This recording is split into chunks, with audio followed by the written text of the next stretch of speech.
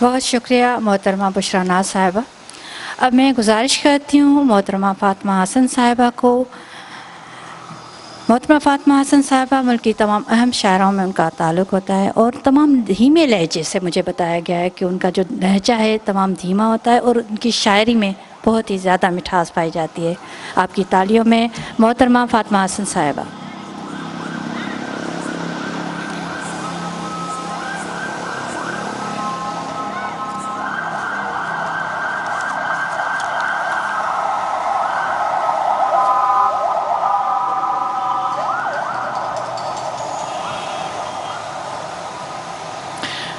Doctor professor سلیم میمن صاحب،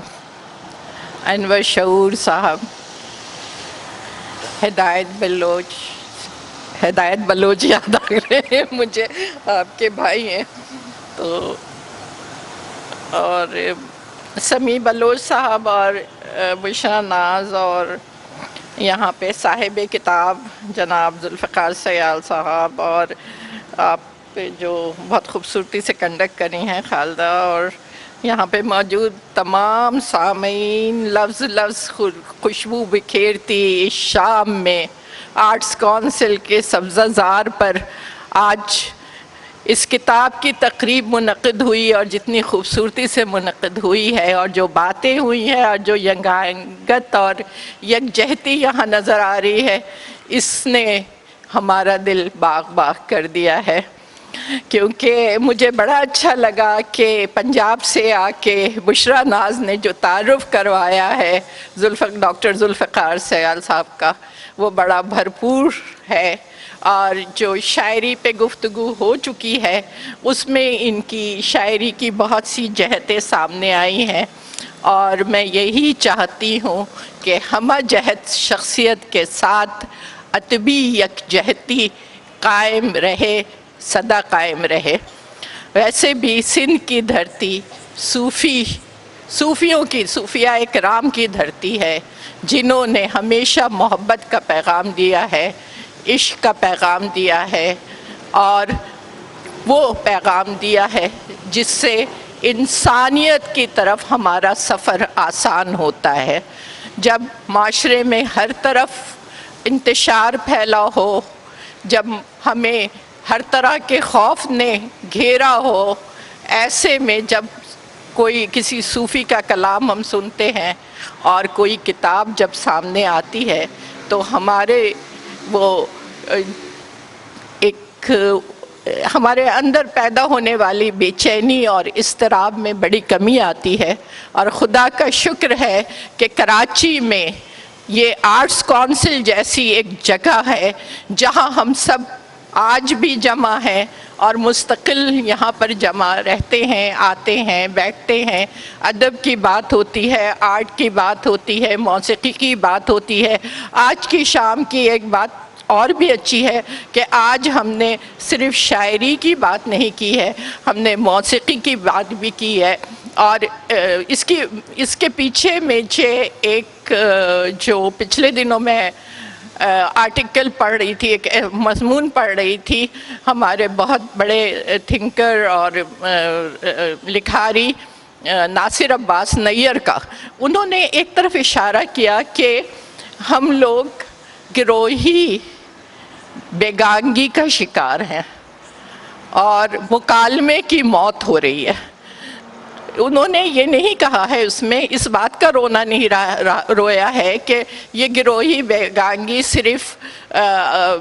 لسانی بنیاد پہ، مذہبی بنیاد پہ، فرقے کی بنیاد پہ، جغرافیہ کی بنیاد پہ، نسل کی بنیاد پہ، رنگ کی بنیاد پہ ہو رہی ہے، بلکہ اس بات کی شکایت کی ہے کہ ہم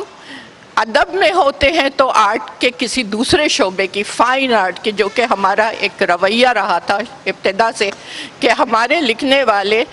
شاعر و ادیب فائن آرٹ کے، اور ہم دیکھتے ہیں ہمارے صوفی شعراء، وہ جب ہم سروں کی بات کرتے ہیں، جب ہم میں ان کی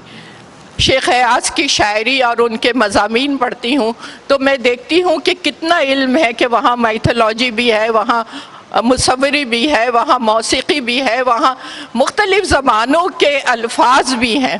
اور جب ان کا ترجمہ میں کرنے جاتی ہوں تو مجھے پتہ چلتا ہے کہ ان کے ترجمہ کرتے ہوئے صرف مجھے سندھی کی لغت نہیں استعمال کرنی پڑتی بلکہ ہندی اور اردو کی لغت بھی استعمال کرنی پڑتی ہے. اور یہ خوبیاں میں اس لیے بیان کر رہی ہوں کہ یہ خوبیاں مجھے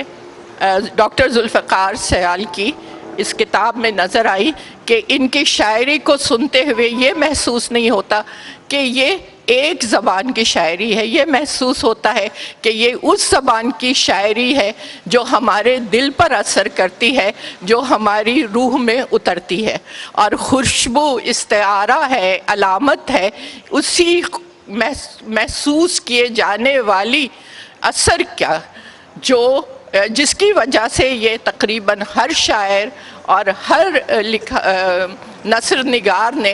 اپنی تحریر میں برتا ہے اور بہت خوبصورتی سے برتا ہے. یہاں بہت بات ہو چکی ہے، میں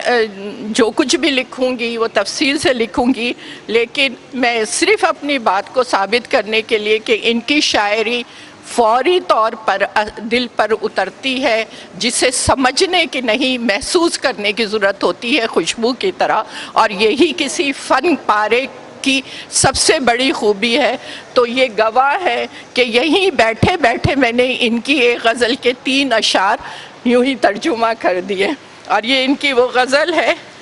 "توں سا منجو ہر سفر کیڑو حسین ائیں پر اثر". میرے تلفظ پہ نہیں جائیے گا، میں نے بچپن بنگال میں گزارا ہے، ملیر میں پیدا ہو کے بنگال میں، تو شاید میرا لہجہ وہ نہ بنے، تلفظ تو ٹھیک ہے. بہرحال اب اس کا میں نے اس سے 3 اشعار کا فوری ترجمہ کر دیا ہے. اتنی اس شاعری میں آپ دیکھیے، سمجھنے کی اس شاعری میں پاکستانی زبان ہے، ہماری زبان ہے، شاعری کی زبان ہے، شاعر کی زبان ہے، اس کی زبان ہے جو دل سے لکھتا ہے اور دل میں پہنچتا ہے. تو میرا جو ترجمہ ہے: تجھ سنگ میرا ہر سفر، تجھ سنگ میرا ہر سفر کتنا حسین اور پر اثر.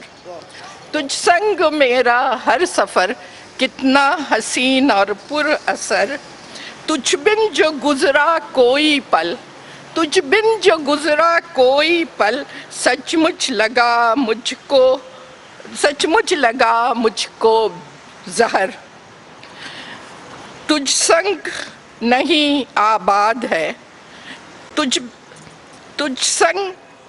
سنگ ہی آباد ہے میرے دل کا یہ نگر.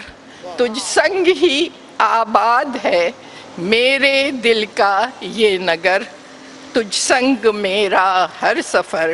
کتنا حسین اور پر اثر. یہ ڈاکٹر سیال کا، ذوالفقار سیال کا 9واں مجموعہ ہے. 12 مجموعے انہوں نے بچوں کے لیے لکھے ہیں. 21 کتابیں پہلے سے موجود ہیں. میرے